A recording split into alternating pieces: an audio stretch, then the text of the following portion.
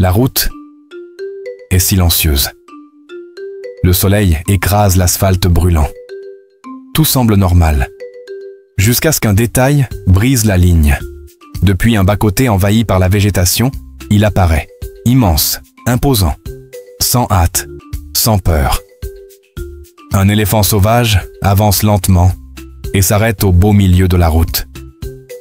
Il ne bouge plus, ni vers l'avant, ni vers l'arrière, comme s'il était seul au monde. Au loin, 3 voitures approchent. La première freine brusquement. Ses phares illuminent la peau épaisse de l'animal. Le conducteur reste muet. Il attend et passe doucement. La deuxième suit, lente, hésitante, frôlant à peine la pédale de frein. L'éléphant ne réagit pas. Il reste figé, le regard droit, comme si la route lui appartenait entièrement. Mais la troisième hésite. Elle s'immobilise, à quelques mètres à peine de la bête. Le moteur tourne encore, mais personne n'ose avancer. L'éléphant tourne la tête, il le fixe, sans bouger. Calme, solide, inébranlable. Pendant quelques secondes, le temps s'arrête. L'air devient plus lourd.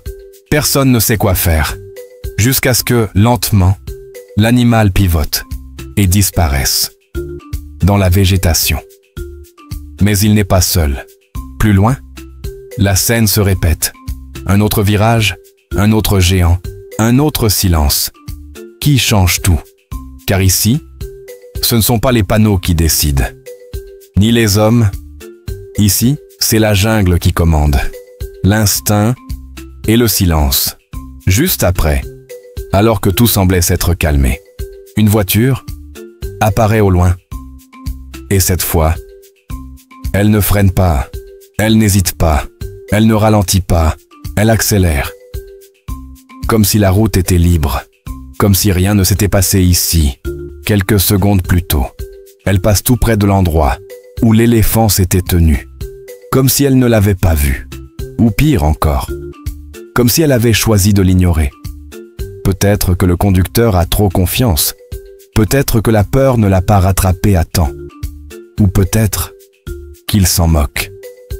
Le moteur gronde, la voiture file, frôle le bord du sauvage, sans savoir qu'un seul faux pas aurait pu tout faire basculer. Car sur cette route, on ne joue pas avec la chance, et encore moins avec les géants. Au loin, une autre voiture approche. Elle roule lentement, comme si elle pressentait quelque chose.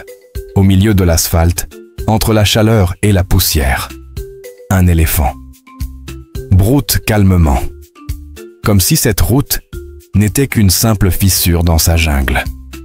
Le conducteur freine, pas de klaxon, pas de précipitation, juste du silence et de l'attention. Puis, une main sort par la fenêtre. Elle tient quelque chose. Un fruit, peut-être. Un geste de paix ou une tentative désespérée. L'éléphant le remarque. Il s'arrête, lève la tête et se tourne. Il avance de quelques pas, hors du centre de la route. Mais il ne s'en va pas. Il ne recule pas, il ne fuit pas.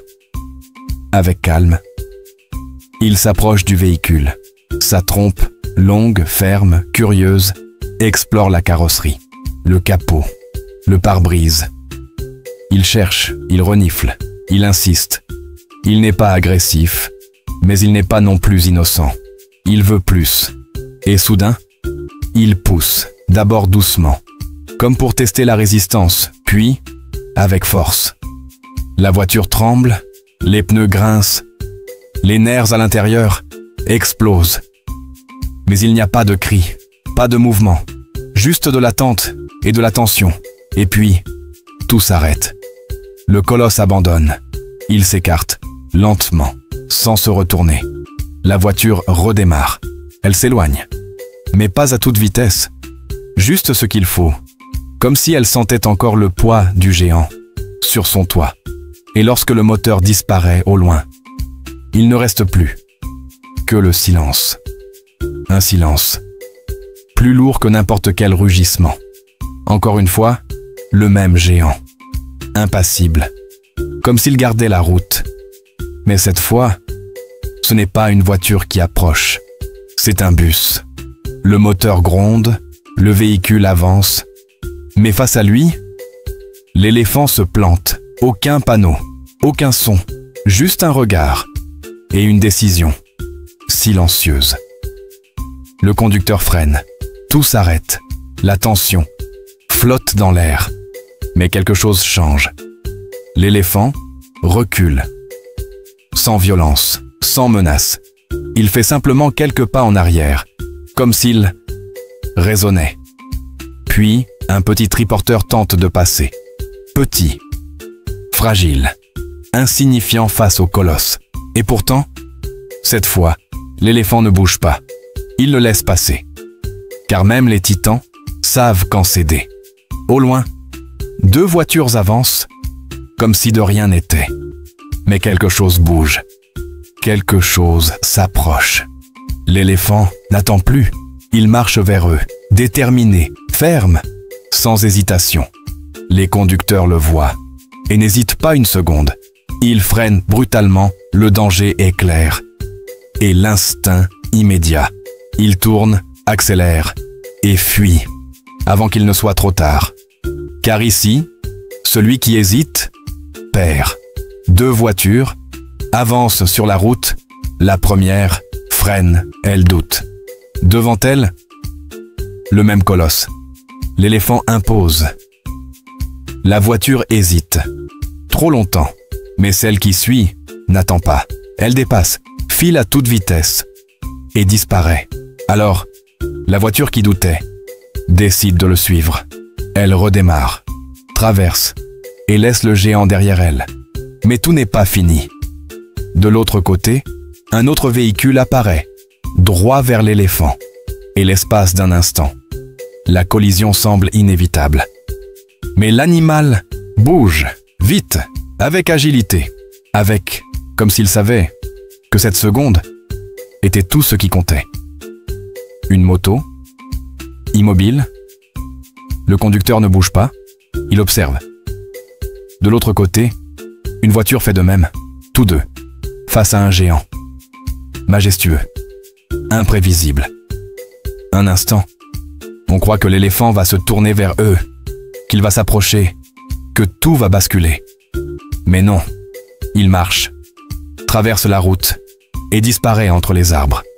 Alors, le calme se brise. Une voiture dépasse celle qui s'était arrêtée. Sans hésitation, sans un regard, elle passe, frôlant l'éléphant, sans se retourner. Une moto fait de même, rapide, imprudente, aveugle. Et à la fin, ceux qui ont attendu, ceux qui ont observé, reprennent à la route. Lents, calmes, comme s'ils avaient compris quelque chose que les autres n'ont jamais vu. L'éléphant est toujours là, au même endroit, comme une statue vivante, entre l'asphalte et la jungle. Mais cette fois, il n'y a pas de tension, pas de bousculade, ni de regard défiant.